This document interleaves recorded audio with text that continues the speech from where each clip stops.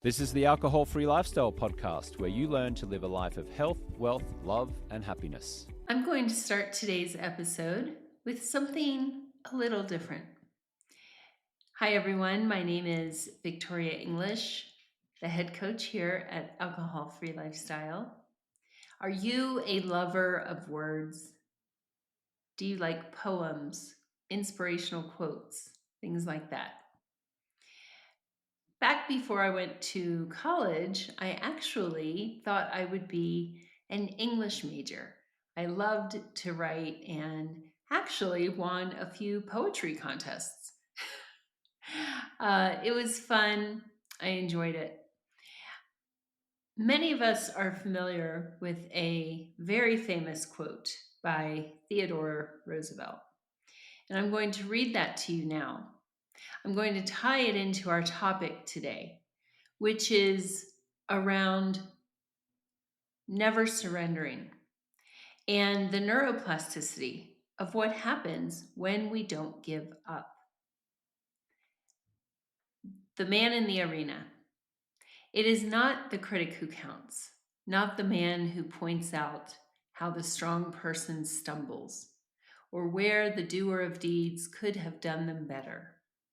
The credit belongs to the man who is actually in the arena, whose face is marred by dust and sweat and blood, who strives valiantly, who errs, who comes short again and again.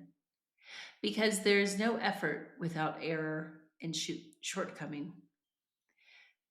But who does actually strive to do the deeds? Who knows great enthusiasms, the great devotions? Who spends himself in a worthy cause? Who at the best knows in the end the triumph of high achievement, and who at worst, if he fails, at least fails while daring greatly, so that his place shall never be with those cold and timid souls who neither know victory nor defeat. Again, that's Theodore Roosevelt. I have this quote in my office. I have a little remake of it called The Woman in the Arena. And I've sent one of these to my daughter, Lauren, who is also a woman in the arena. If you are misusing alcohol and you're listening to this podcast, chances are you've tried to give it up in the past. You've tried to cut back on your drinking. You've tried substituting white wine instead of red wine. You've given up the brown liquor and only drink clear. You've tried seltzers. You've tried taking the weekdays off. You've tried only drinking at special events. If you're listening to this podcast and you continue to be on that merry-go-round, you might say bad things about yourself to yourself. This episode is for you.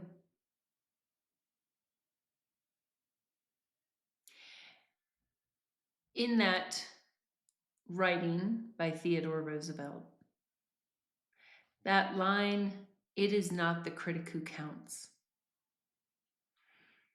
This could be the beginning of your new journey. The arena that he describes isn't just a battlefield or a stage. It's the space where we fight our hardest battles.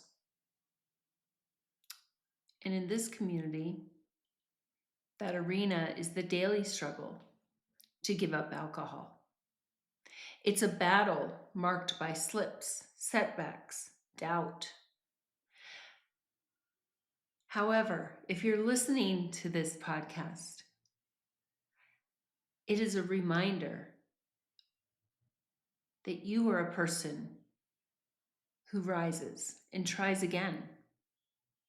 And you're building something very powerful: resilience. We're going to talk about how that reshapes your brain and what makes the courage to move forward so transformative. This episode is for anyone who's tired of falling but refuses to stay down. I was one of those people. I was what they would call in AA a chronic relapser. If you've listened to my episodes, maybe you've heard me joke that I had enough white chips to tile a bathroom. This was quite a few years ago, and the resources available today were not available back then. We didn't have social media the way we do today. I didn't see other women like me releasing alcohol. I didn't see women who on the outside seemed to have it together. And internally, they were struggling just like me. So my arena felt very, very lonely.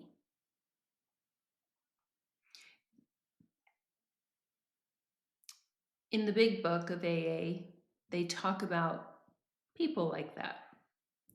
And they describe us as people who refuse to be rigorously honest. It calls us unfortunate souls, or those unfortunates. It says that we seem to be incapable. That felt really, really, really bad. And there were times when I kept going back to meetings and I kept going back to drinking, when I wondered if that was true. Was this thing really going to keep me in its grips? And again, somehow I was keeping life running, but alcohol was crowding so many of the good things out. And I could see how eventually it was going to crowd out all of the good things. I cried a lot during those times. I hadn't felt so hopeless or helpless, powerless. I knew that whenever I picked up a drink, the drink would take me. And I couldn't stop picking it up.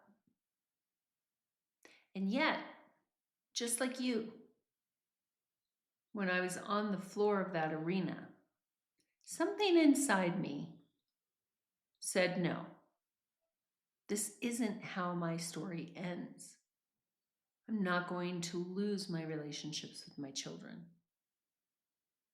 I could see the trajectory that my health was going to take, despite my background in dietetics, my exercise regimen, my healthy eating, except after I would drink. I wasn't stupid, and I realized I was human. And so that line in the poem, whose face is marred by dust and sweat and blood, that was me. Maybe it's you today. And yet, here you are listening. You know, giving up alcohol is rarely a linear path.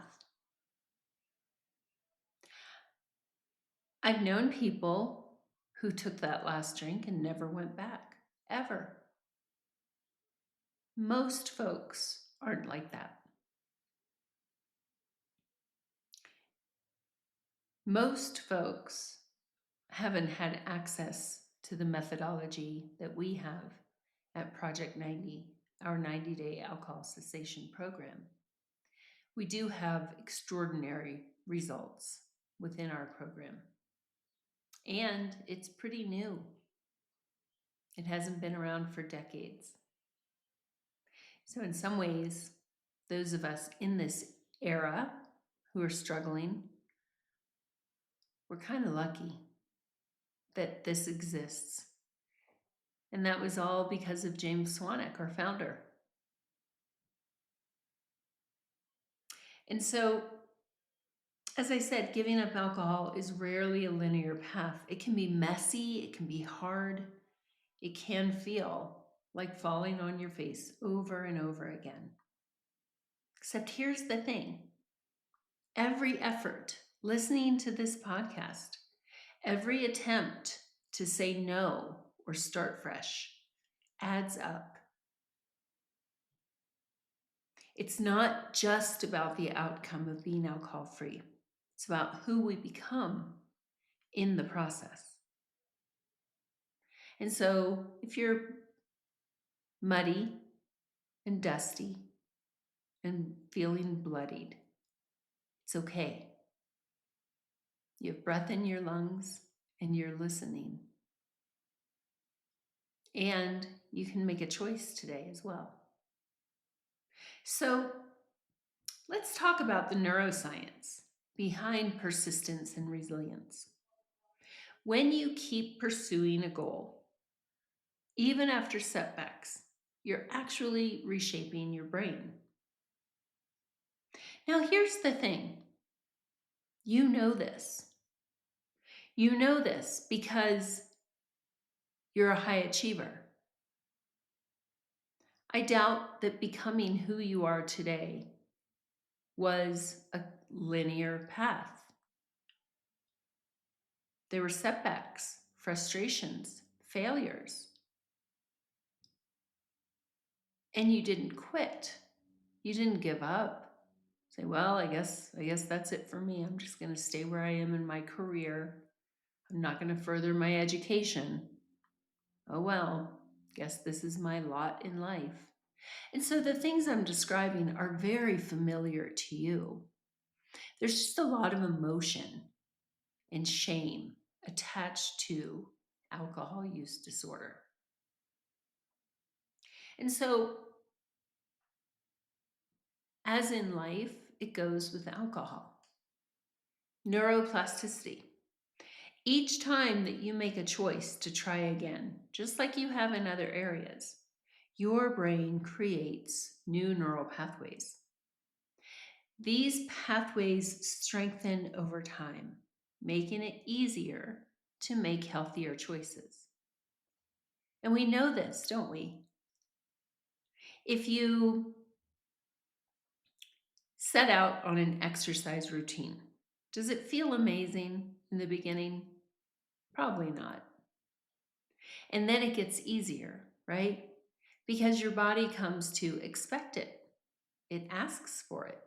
Your brain recognizes the positive effects of how you feel, how you look. Let's say, so you develop those neural pathways, and then let's say something happens. You get sick, you get the flu, you have an injury. It's hard to start over, isn't it? Yes, it is. I'm coming off of a pretty nasty knee injury flare up. And it kept me pretty immobilized for a while. Has anyone gotten those PRP hyaluronic gel injections? I had those done. I'm going to need a knee replacement at some point. I'm trying to stave it off. But I was in so much pain and I got those shots. And those caused a lot of pain. And so it was weeks and weeks. I couldn't even walk my dogs for a while. And I'm a very active person. And so about 3 weeks ago now, I was able to start getting on my Peloton again. And it wasn't fun. It wasn't very enjoyable. I'm still building up my cardiovascular capacity. My muscles, I lost quite a bit of muscle mass. And so I feel it. Except my brain and my body remember why it's worth it. I've exercised and eaten healthy and been fit my whole life. And so it's kind of easy for me to go through this difficult time because I have so much evidence of how it's going to turn out. It's hard with alcohol, isn't it? Because you give it up, it's uncomfortable, and you don't have the proof yet for yourself that it's really, really worth it. Hi there, James Swanwick. Just a quick invitation for you to watch the scientifically proven stop drinking methodology that's been helping hundreds of successful people all over the world to reduce or stop drinking. If you go to alcoholfreelifestyle.com/project90, you can watch the free neuroscience-based training. There's also a link in the show notes. Okay, back to the show.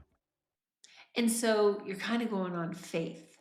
With my return to exercise, I'm going on fact because I've done this before. I've had injuries, I've been sick, I've gone through things, and I know what's going to happen. And so I don't mind the suffering. I mean, I do.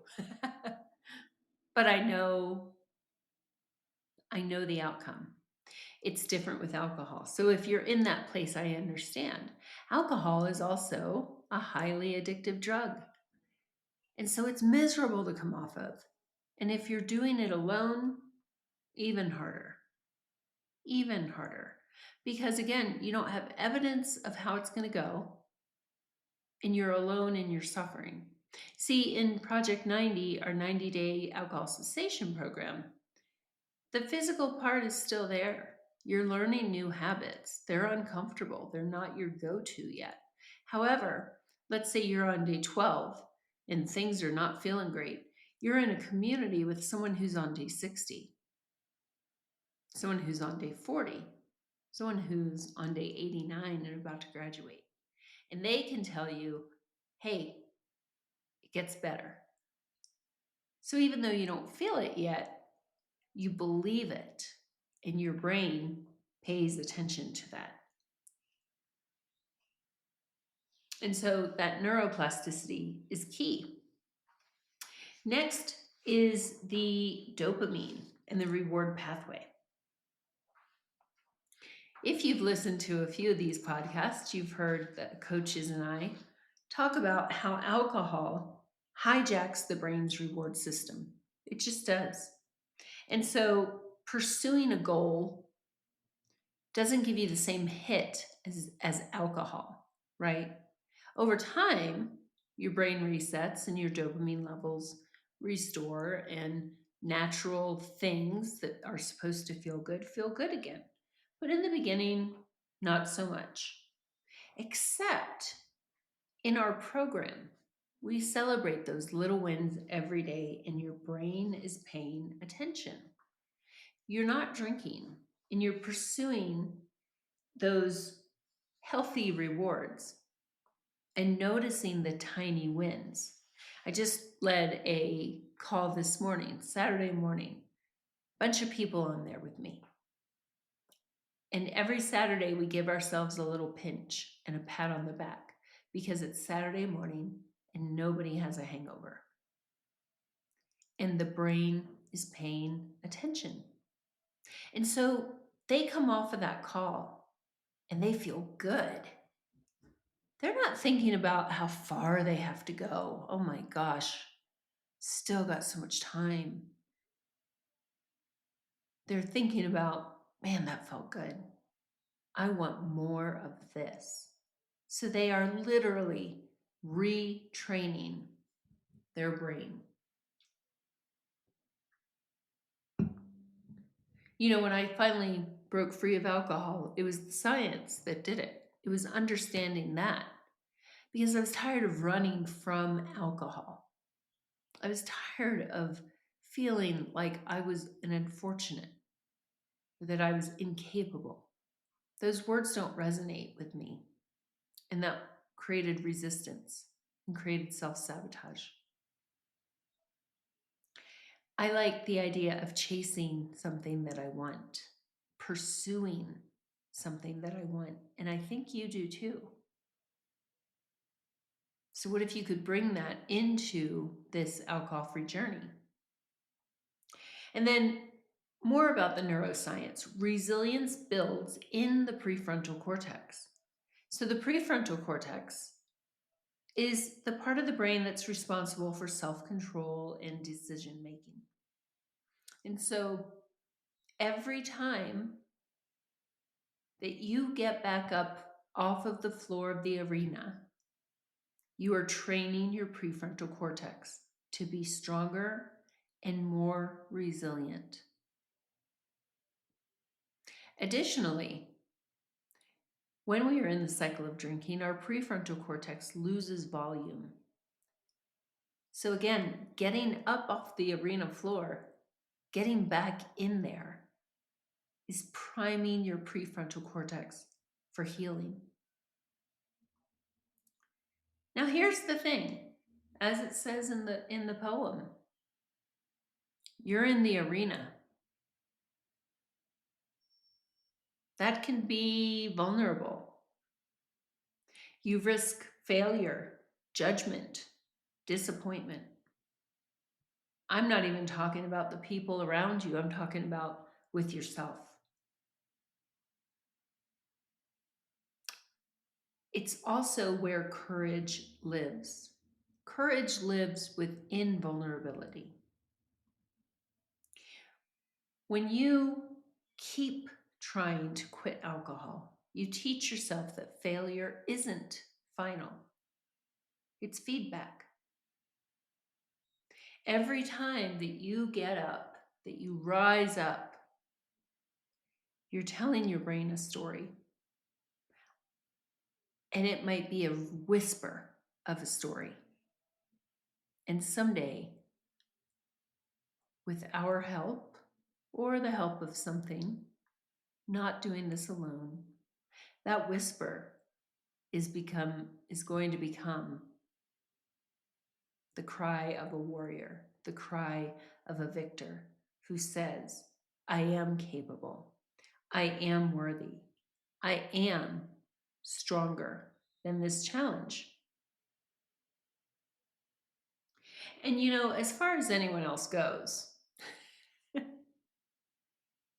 who may not be cheering you on, whether it's a friend, a family member, they might point out the things you used to do when you were drinking, all the things you did and said and stuff like that. And their experience is valid. I'm certainly not here to judge it. I have worked through and a lot of this with my loved ones, being able to hear them, hear their experience. However, nobody else is in that arena with you. They don't know the courage that it takes to get into this arena and stay in it. If you have not dealt with alcohol use disorder, you cannot understand the courage that it takes. When I did a lot of AA, they said something. They said, we are all miracles. Every person in this room is a miracle. And I believe that to my core. It is so humbling to do what I do, to get to coach people, because every single one of us is a miracle. James's marketing came across at the right time. You're listening to this podcast at the right time.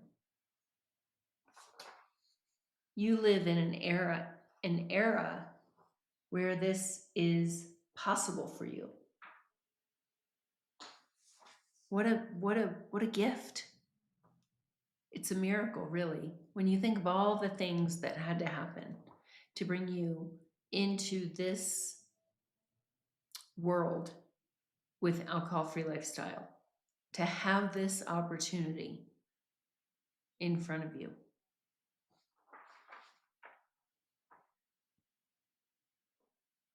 And so how do you stay in the arena?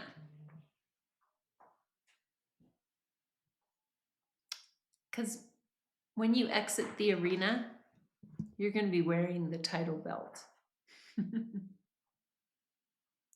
And so, how do you stay in? Well, here's a couple of strategies for staying in the fight, even when it feels impossible. And maybe as you're listening to this, it's one of those days where it does feel impossible. So I'm going to offer some strategies and some hope. Celebrate the small wins. Focus on progress, not perfection. Each alcohol-free day is a victory. Celebrate that. You're trying. You care. You care enough about yourself and enough about the people around you to try. Reframe your setbacks. Instead of calling them failures, see them as part of the learning process. Ask yourself, what did this teach me? What lessons are in here? Now, you might not like the answers, because when I would ask myself those questions, what did this teach me? I didn't want to hear the answer. The answer was, Victoria, alcohol doesn't agree with you. And your self-sabotaging quest to have one glass of wine at dinner is costing you dearly. Alcohol doesn't work for you. You are working for alcohol. You are serving alcohol. Alcohol doesn't serve you. I didn't like it. I didn't like it. And then I understood the science. And then it became neutral. Kind of like a strawberry allergy. Yep, that's not going to work well in my body. I don't have a strawberry allergy. But boy, oh boy, if I drink alcohol, there's some metaphorical hives happening, right? And so it neutralized it. It removed the shame. It's like, yep, that's something that does not serve me. And so again, what do your setbacks teach you? And here's the thing. What are you going to do about it? Do you need more proof? Do you need more setbacks? Do you need more learning process to understand? Or is it time to really take a dramatic action and stop doing this on your own? To have a team in the arena with you. What would that be like? People who are in the same situation. They are so much like you. It's serendipitous how similar we all are in our Project 90 community. Really, talk about miracles, the paths that cross. So interesting. In fact, tomorrow we have one of our clients who is passing through Denver, and there are 4 other people in Denver, and we're getting together. We're going downtown to see the Christmas market, having a dinner, and we don't talk about alcohol. We have so much in common that spending time together is just a blast. And that happens often. People in our community often travel for work and different things, and they'll find out who's in their area, and they become friends. And they're not talking about alcohol all the time. They're talking about life and how it's getting better. And so if that resonates, the invitation is always to book that 15-minute discovery call. It is free. You'll speak with one of our coaches, and let's see, is our arena for you? If not, maybe there's another arena that would suit you, and that's okay. It's taking this big step that your brain will recognize as the beginning of your victory march. And so, to close, I'd like to remind you that to be in the arena is to live fully. It's to show up for your life, imperfections and all. So when you're fighting to give up alcohol, you're not just giving something up, you're gaining freedom, self respect, and resilience. The credit belongs to you, not for being perfect, but for trying, for showing up, for refusing to give up. You are the man or the woman in the arena, and that's where the magic happens. Thank you for listening. Keep fighting the fight and come join us as we cheer you on through your victory march. Until next time, have a great day and take good care. Thanks so much for listening. If you'd like to learn more about our stop drinking services, you can go to alcoholfreelifestyle.com. You can follow me on Instagram at James Swanwick. Our YouTube channel is at alcoholfreelifestyle.com/YouTube, or you can send me an email at james@alcoholfreelifestyle.com.